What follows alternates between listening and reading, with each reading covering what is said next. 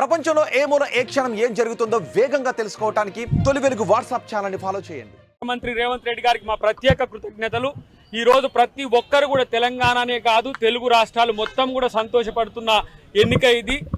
మా జీవితంలో మాత్రం మర్చిపోలేని మాకు అవకాశం ఇది. రేపు మాకు ఎన్నిక కూడా జరుగుతుందనే భావన ఉంది. ఈ తెలంగాణలో సామాజిక న్యాయ పునాదులకు కాంగ్రెస్ పార్టీ ఎంత చిత్తశుద్ధితో ఉందో ఇంతకంటే ఎక్కువ తార్కాణం అక్కర్లేదు.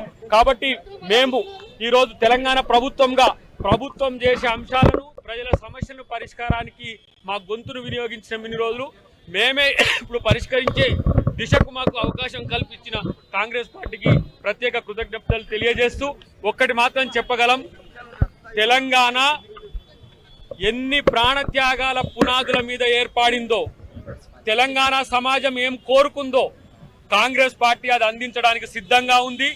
ఈ రోజు రాహుల్ గాంధీ గారి నేతృత్వంలో జాతీయ స్థాయిలో ఏ విధంగా కాంగ్రెస్ పార్టీ రేపు భవిష్యత్తులో అధికారంలో రాబోతుందో ఇక్కడున్న అధికారాన్ని కూడా ప్రజల కోసం మరొకసారి వినియోగించడానికి రేవంత్ రెడ్డి గారు చాలా కృషి చేస్తున్న వైనాన్ని గమనిస్తూనే మాకు అవకాశం కల్పించి ఈ రోజు మమ్మల్ని గౌరవించినందుకు, సుదీర్ఘకాల పోరాటం తర్వాత మాకు అవకాశం ఇచ్చినందుకు ప్రత్యేకించి నేనుగా అద్దంకి దయాకర్గా ఉద్యమకారునిగా మీకు అందరికీ తెలుసు, రాజకీయ నాయకునిగా గత 10 సంవత్సరాల నుంచి మీకు తెలుసు.